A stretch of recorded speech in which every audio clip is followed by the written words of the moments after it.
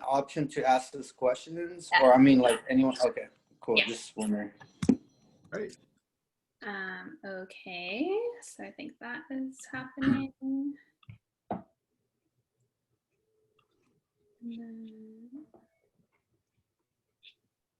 let's see. Okay. Okay, I think we can start. Wonderful. Hello, everyone. My name is Emily Cosentino, and I am the Marketing and Promotions Manager over at the Santa Barbara Independent. Welcome to the second week of our Downtown Business Spotlight interview series. This is a weekly series hosted by the Santa Barbara Independent and the Downtown Santa Barbara organization, where we highlight different businesses in Santa Barbara's downtown district. Last week we had Ava from Taqueria Santa Barbara and Sven and Amanda from Viva Olivia. So if you missed it, we recorded it and we have it up on our site. If you go to independent.com/spotlight, after today's talk, you can watch it. And then you'll also be able to see all of the upcoming talks that we have moving forward. So next week we have Drew Cuddy from Satellite and Brandon Restaino from The Good Lion. So go ahead and register for that. And then before we get started, I want to introduce today's host, Robin Elander. Robin is the interim director for the Downtown Santa Barbara organization, which promotes and markets over 1,200 businesses in our downtown district. She is also the executive director of the beloved Santa Barbara annual summer solstice celebration. And she's the founder and director of Global Good Impact, which is an organization dedicated to empowering individuals and strengthening communities worldwide. And with that, I will turn it over to Robin. Wonderful. Thank you so much, Emily. I'm so excited to be here with you and Fabian Hernandez of Salon and Jorge Salgado from the Barbershop. How are you all doing? Very well, thank you. Good. Doing well too. Thank you. Appreciate Excellent. Well, this show is all about celebrating the contributions of our downtown business owners. I know you have been through a lot with this pandemic, and but I want to start way earlier, and I want to get to know you and what brought you both into doing hair, your interest in going into hairstyling and to barbering. And let's start with Fabian. Tell me a little bit about how you got into it. Well, basically, I just started when I was a very young age. I was 12 years old. I just wanted to become a hairstylist. And I just went and talked to this lady. I said, what would I need to do to become a hairstylist? And she started with, go throw the trash. And that's how I started. You know, and then after that, just time went by and I just love what I'm doing. And I finally became a licensed professional when I was about 25. So yeah, that's how I started. Beautiful. And this Salon is this your third salon, correct? Salon, actually, this is my seventh salon. Seven. Oh, wow. Yes. And being 53 or so, I kind of want to take a step back a little bit, enjoy life a little bit more. But I've been doing hair for 41 years now, since I started as a 12-year-old. And yeah, so done my thing. And now it's just this one now, the 13 West on Pamu. So yeah. Wonderful. You have a fantastic salon over there. Thanks for sharing your story.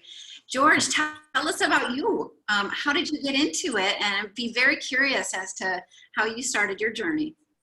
You know, just like Fabian, I started at a very young age, about 13 years old, 14 years old. Started off with, always wanted my hair short when I was young, so my parents couldn't afford it, so they bought me and my brother a pair of clippers, you know, one Christmas, and history was after that. You know, we started, you know, taking care of the friends, the family, the neighbors. Next thing you know, I got the whole football team inside my house, and wow. Yeah, it was good good training. And then I retired right out of high school because I thought I'd try a new career. And, you know, I fell back to what I love doing, and that's hair. I envied my sister. She became a hairstylist. I'm actually, all my siblings, they do hair now, and was able to fall back and move back to home to Santa Barbara, and started off at the Paul Mitchell School. And before I finished school, I was assistant at the Four Seasons Biltmore, and that's where I started off my career. I was there for about 5-6 years, the Four Seasons. First year was assisting, and then after that, I was so busy, I was able to build a good, solid clientele, and now I was able to open my own shop about 4 years ago now. Incredible. And now, where is your shop located downtown? Right here, we're located on State Street in Victoria, 1233 State Street. I consider this like the art district of Santa Barbara. It's really artsy, really a lot of good live entertainment, you know, going on up here. And it's a beautiful space. I was able to also include the Victorian Salon within the barbershop, which I also conduct women's services, highlights, color, as well as an esthetician. But unfortunately, they're not able to conduct services at the moment. So just haircut and color and shaves is what we're doing at our shop. Wonderful. And I remember one of the first days where it was, we were allowed to reopen salons, and you had been talking to a colleague, Eric, and he's like, can we get outside? Like, let's make this happen. And tell us a little bit about both of you, maybe starting with George. What was your your experience with this, you know, first the stay-at-home order, you know, and then the trickle of being able to do some services and where we're at now? Well, you know, I was trying to think ahead and plan ahead due to this epidemic that we're all facing. I was trying to think outside of the box, and I knew we were going to get closed down at some point. So with my discussion with Eric from Downtown Organization, we had a conversation for about a month, and I was like, hey, can I come outside? They're blessing me. So when we got our doors shut down, I took the shop outside. I was out there for about 48 hours, got closed down, unfortunately, but then I got the okay from the governor and the State Board of Cosmetology and Barbering to conduct services outside.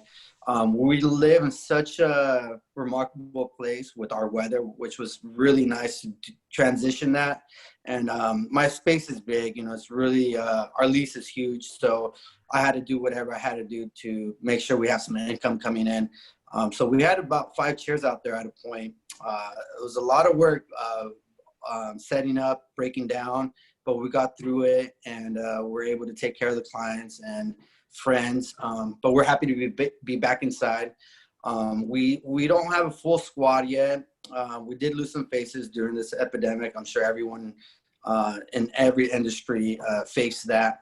But now we're rebuilding. We got some new energy, some new faces, and once we're back and at full capacity, we will bring our services back outside to the street, just to hinder the spread and make sure we have that 6 feet distance within each client at the shop. So we're using every other chair.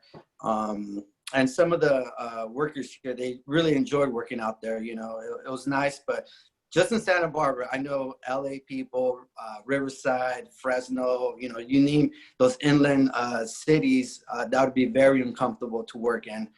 But we live in such a, you know, paradise where we're able to do that. But we're happy to be back inside. Thank you. Oh, well, that's really great. And you created a very cool vibe out there while your crew was outside. I mean, I frequently go to Villard Cafe for breakfast. And it was just really cool to just see your crew in these amazing, beautiful, these chairs that you have. What era would you call those? Yeah, so those are early Americana. Like those are like the first barber chairs up to existence in my eyes. They're all wooden chairs. They're pre 1800. I mean pre 1900. So late 1800s to like 1906. Is what these chairs are actually made. So over 120 years old. So they're about 300-400 pounds. Whoa, and you But yeah, brought it out every day. Oh. yeah, I got to work out, and we kind of broke our backs a little, but we had to do what we had to do to make sure we were up and float. But it's an experience. It's just not getting a haircut. You're getting to sit down on a I call it the throne. You know, we're all kings and queens, so we deserve the best. And it's an experience, just not the haircut, but the conversation. You're getting, you know, every pointer when you come and see the shop. Thank you. Yeah, well, thank you for what you're providing to our community and that energy that you're bringing. And I've got a question for Fabian. How mangy were your clients when they were coming back after this like 6 months that they haven't had a haircut? And I mean, where were we at? Oh, well, basically, oh my God, the first week I opened up, I was overwhelmed. I mean, my staff and I were like, oh, working like approximately about 10 hours a day, trying to get in as much as possible. And of course, also we have to create the social distance. And what I did, I basically said, look, I was blessed that some of the staff went on to other salons. So that gave me the perfect opportunity to create the social distance that I needed within the salon. I pretty much told my staff, okay, there can only be 8 of us. That means 4 stylists, 4 clients, and no double booking. And that created more longer hours for us. Wow. So some of it started as early as 6 a.m. and went on as far as roughly about 8 p.m. So it was challenging in many ways like that. And because we were off for so long too, our bodies were not used to or accustomed to those long hours. So we were feeling it in every aspect. Right, Not you're just standing all day, you're up here. yeah, talk about my dogs barking. They were barking, you know. So, and stuff like that. But you know, that's something that I enjoy and love to do, and you know that clients were excited to do, and they were willing and supportive. And to add to some of my wonderful clients during the time, even though I was not doing their service, they were so kind and beautiful to send me letters. Not only send me letters like, hey, hold on there and you're doing great, you know, I haven't forgot about you. With that, they also send me a little of their cash, which was very appreciative. You Wow, know, that's anywhere from incredible. $50 to $250. So yeah, I'm like, whoa. Well, Wow, that's that's really blessing. wonderful. That's when you know that you have amazing clients and you have this following. And I mean, since my mom's been a hairdresser her whole life, and I pretty much grew up in the salon, like one of my first actual business marketing situations was she had my little sister and I go into the window that you know, is coming into the salon, and she's like, go up there and pretend like you're a mannequin so that, you know, maybe you'll bring in some clients and make some people laugh. And so she did get in some clients that way. But with what she's in Western New York and needing to follow similar guidelines but different, has had quite an experience with, just as you all are having with that. And but with, you know, being a hairstylist, the biggest thing really, I imagine, for you all is you built up this incredible clientele for many, many, many years. And you probably felt like there's, you know, as long as you're good to your people, that you'll always have work. And then this pandemic, and then you're not even able to work. How was that? And what did you do other work, or what were you able to do during that time? Well, for me, what I did, I was not able to do the outside, unlike George, who's on State Street. I'm off State Street. So I couldn't create that distance or the parklet. I didn't want to. I even asked my staff, do you guys want to do this? Because I was willing to do whatever they needed me to do. And a lot of them says, no, that's not what we want to do. What we did is actually, we did house calls. Within certain rules, I was able to basically set up a system that I said, okay, this is what requirements are. We set outside, we went did house calls, we set outside, and we make sure it was like a wooden chair where we did the actual work. So those are the things that we did to create, you know, the ways to create an income for us. And like always, I mean, our clients were always so generous to us and so appreciative. They always added more than what what we normally charge. And we do normally have a travel fee, but we were waiving that travel fee, but they were so generous, they actually even added to it. So That's I was great. just blessed in many ways, I'm grateful for it. I know it's very challenging, and sometimes people say, yeah, really? You're grateful? No, there I am. I am grateful because I do have a following of wonderful clients who value the work that I do, and they see the art that I do behind that. So, and I always say I always invest on people, not on things. So that's where I value myself. Mm. So, you know, it's all Sounds like that matter what it takes for the that's wonderful. Sounds like your clients have really become your family for both of you, they have, yes. and your community in your shops. Yep. Um, what would you suggest for people who are kind of up and coming hairstylists or barbers? You've learned a lot in your careers. What would you share or recommend on that? And George, if you don't mind going first. Well, for the upcoming barbers and stylists, I feel like there's definitely, what's that one word? We're in high demand, and there's very little of us right now. At least in my shop right now, we're understaffed and overbooked. We lost some faces due to this pandemic. So I'm trying to keep, a positive mindset and just get some new energy in here. And, for the upcoming barbers and stylists, just being present is key. Being available is another thing. Being ready is by far, my biggest expectation. Be 10 minutes ready before your clients gets here, because we have to have protocols now. We have to test you. Well, at least what we're doing this at our shop, we're testing them outside with their thermometers. There's no one that could wait inside our shop unless they have an appointment. They will come in, get directly seated into the chair, and then we'll conduct the services. So there's no waiting inside. Everyone's outside. We have a nice bench out there. If not, we'll ask them to wait in their car, and then we'll give them a call when we're ready. But just be ready. It's all about cleanliness and sanitation. That's what we go to school for, sanitation and disinfecting. So just, if you don't have time to clean your tools, just have another set of tools ready.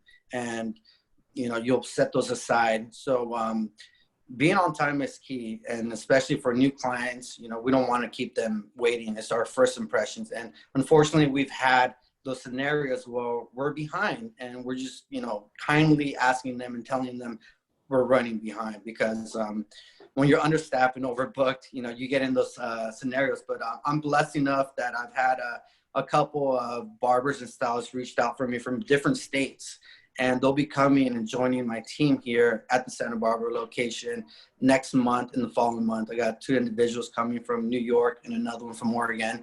I was having a hard time finding individuals here locally. So I'm really flattered that I was able to create opportunities for others from different states to come and, see Santa Barbara and be a part of our community.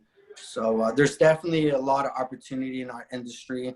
So for those upcoming future professionals, there's a lot of work for you, and be ready. Oh, well, that's great news. Really good advice.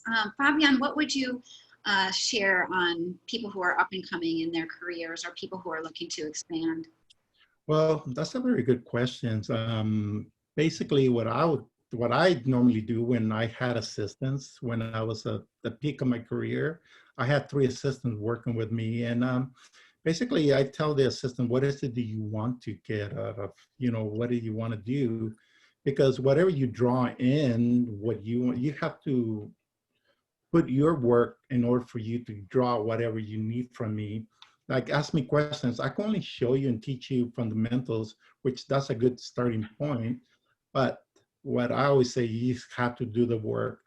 And I know there's a lot of YouTubers out there, and we learn a lot from them, but there's nothing like being in the moment, in the present. What I did, I used to volunteer myself out of junior high school and go into salons and clean the salon, but I was in the salon getting the hands-on training by visually seeing how it is. And that gave me the confidence that I need to, in order to approach this. because unfortunately, a lot of stylists also don't feel confidence, you know, and that's what I do. And I instill confidence in them that they could do whatever they need to do. They just need to do it. You know, I have a simple saying, nothing to it, but just to get to it. That's my saying. So, That's yeah. awesome. I gotta add to that, Fabian.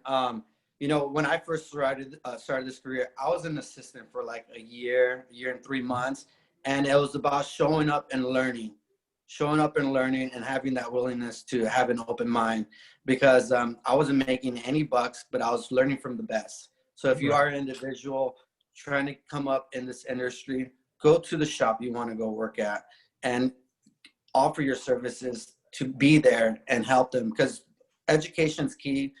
If you stop learning, you stop growing.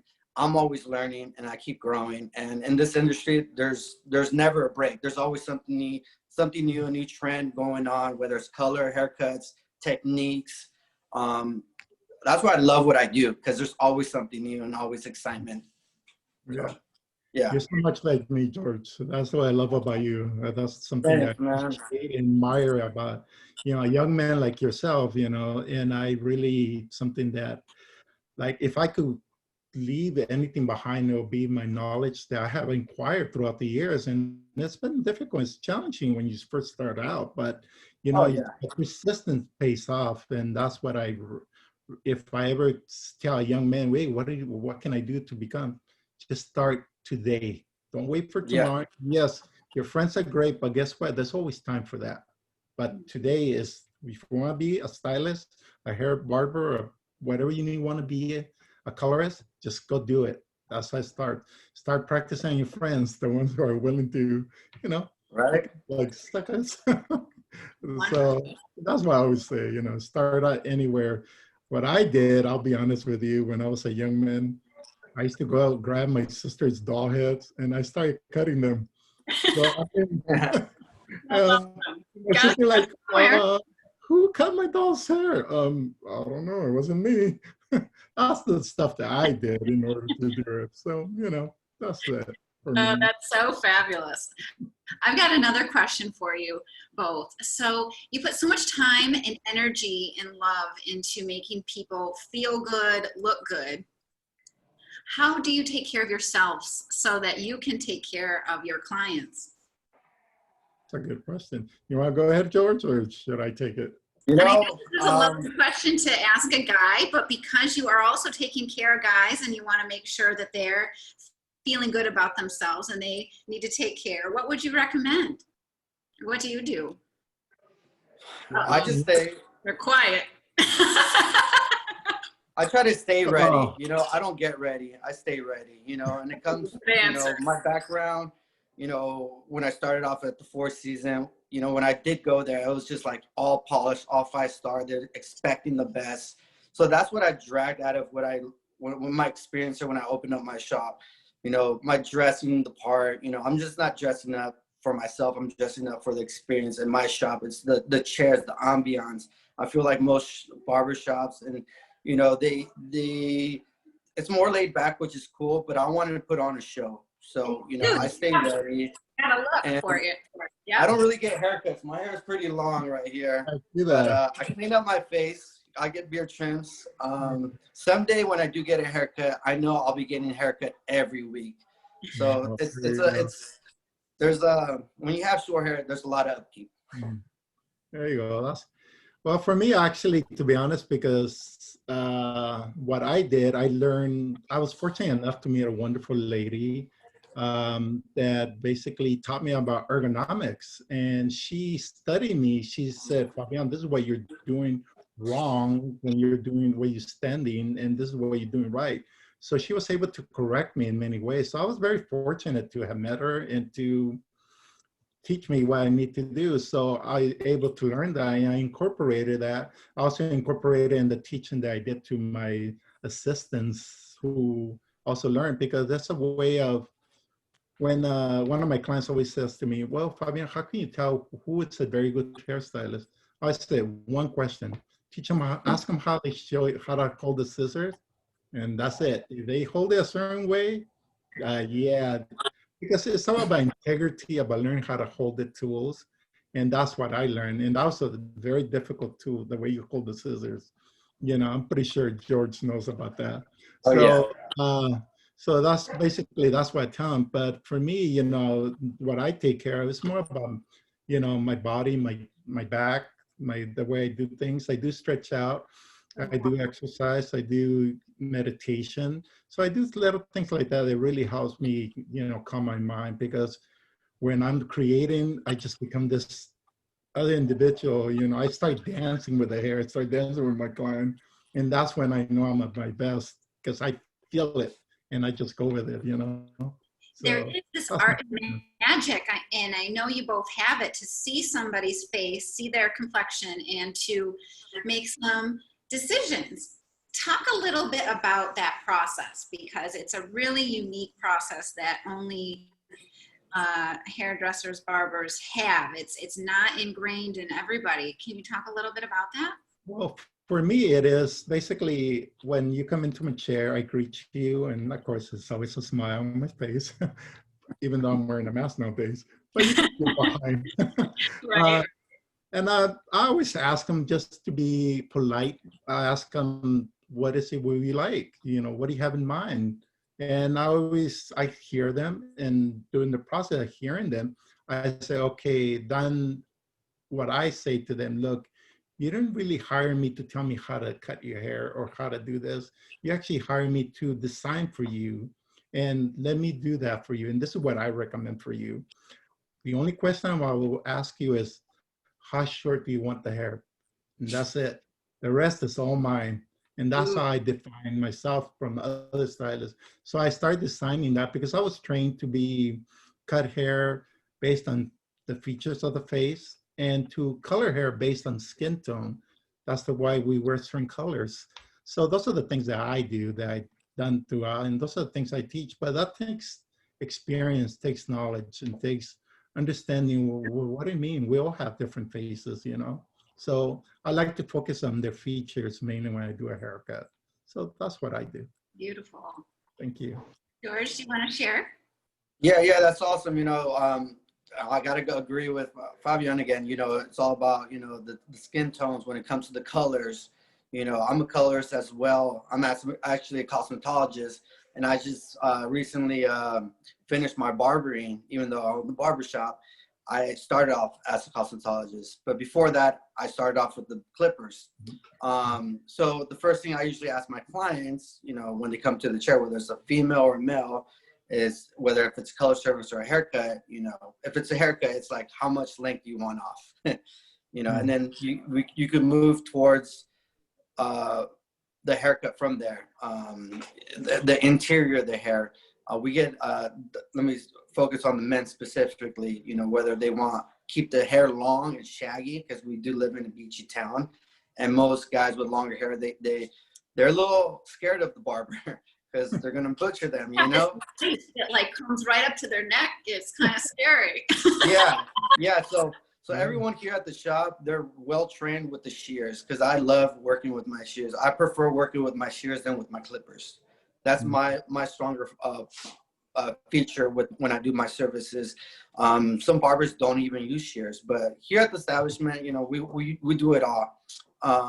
And I like doing transformations. You know, someone from the uncomfort zone, I'm gonna give them my best opinion with, all right, you're gonna give me my freedom, I'm gonna make you look good. That's my goal. So, you know, I think we have some knowledge of what's gonna look best for you with your face feature, whether you have the heart shape, an oval face, or a round face. You know, we keep those three structures in mind when we do the services. And then with the women, you know, we do short hair bobs, we do long hair with, you know, one length or long layers. Do they style their hair? These are another questions we ask. Do you style your hair? Do you air dry your hair? The hair texture, is it curly? Is it fine? Is it thick and wavy? So all these factors really mean a lot to me when I do the services. And color wise, you know, the face complexion and the skin tones mean the world. So just like Fabian said, like that means a lot. Mm-hmm. Beautiful. Well, I'm definitely going to have to come in and get my hair done by both of you at some point soon. If not just a haircut, you could come in for a style. You know, you want to get your hair curled, you want your hair up in an updo or side do, or just some braids. I see you got some braids. You got braids? Put that on your neck. Oh, that's a necklace. Okay. Oh, this is a necklace at the moment. Yeah. But you do give me an opening because we're doing something very special as a downtown makeover giveaway. And I know, George, that you signed up to do a hairstyle for that. And I'd love, Fabian, if you are up for that too. But what we're doing is we're nominating 2 deserving community members who deserve to have a makeover during this crazy pandemic time. And we are wanting to take care of our community members, do them up. And I know that you 2 gentlemen can just go to the nines with some of these folks. And a lot of other businesses have donated clothing, outfits, kind of spa treatment type stuff. So I think we're going to have a lot of fun with that. So that's going to be coming out soon. As we start to wrap up today, what would you both like people to know about your business and downtown Santa Barbara in general? I know you said a lot of things, so people have a good feel about their business, but go ahead, Fabian. Well, for me, basically, you know, we're just down to earth. Actually, you could approach us anytime. You know, we offer free consultations. You don't really don't be afraid of us approaching us. We're just normal like anybody else. It's, you know, when people walk by, like, whoa, that guy seems very intimidating. No, I'm not. I'm actually very friendly. I just can smile more. But I'm always waving at people. I worked in Montecito for 25 years. So, and I was kind of away from away from the street. So I was not close. But now that I'm really up close on street, I'm always, you know, so people are welcome to stop by and just ask questions, ask us anything. For me, we're an open door. So just feel free. So that's what I do, pretty much down to earth. So it's like George. Very cool. That's awesome. And, you know, as well, you know, we have our open doors for everyone. We're here 7 days a week at the Barbershop in Victorian Salon for your hair needs, whether it's the men's haircuts or women's haircuts or a kid's haircut. We welcome the whole family to come inside our shop and get their hair needs done.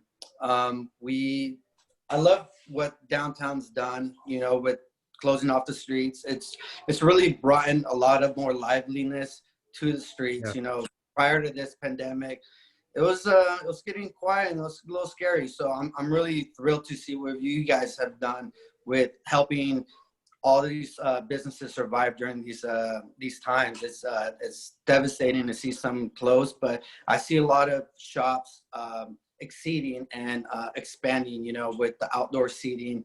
And I've noticed a lot of more tourists to our city because of our outdoor seatings. A lot of more families out here, you know, the whole family out, taking a stroll, taking a bike ride. I hope this is here to stay, you know, because for downtown businesses, we need these extra space, you know, especially to hinder the spread. We can't have people inside our shop. We're at 50% capacity right now. And the landlords for the shops, barbershop salons need to know that, you know, we're at 50%. We still need some leniency to be able to go over this hump that we're trying to do. But I think we will all prevail. You know, I feel everyone's really supportive, and I thank you, Robin, Emily, to actually get us together and, you know, share our stories, because that's what makes our community stronger. It's very true. We're all in this together, and the more that we know each other, the more that we can connect, the more that we know what each other's services and strengths are, the more that we can all rise up. Absolutely. Yeah, exactly. And I'm excited to see, you know, get over this and see the new year. It's gonna be bright in the future. I'm planning to put my roots down here, here in Santa Barbara. I'm from here, born and raised. And I'm 35. I never thought I'd have a shop on State Street, and anything's possible, whether you're in the hair business, restaurant business. If you have that dream, anything's possible. Only person's taking you down is yourself. So, you know, there's a light at the end of the tunnel. It's just, So stay inspired. positive. Thank you. Beautiful. Any last words there? Well, yes, I just want to say thank you to you guys. You're awesome, Robin, reaching out to me, and I Sure. enjoy doing this. For what State Street's going on, I really appreciate that. I ride my bike as often as I can, just because State Street is closed. And I'm so happy people are getting out and just trying to support the restaurants and the buy that goes on. So it's a lot of energy, which is good.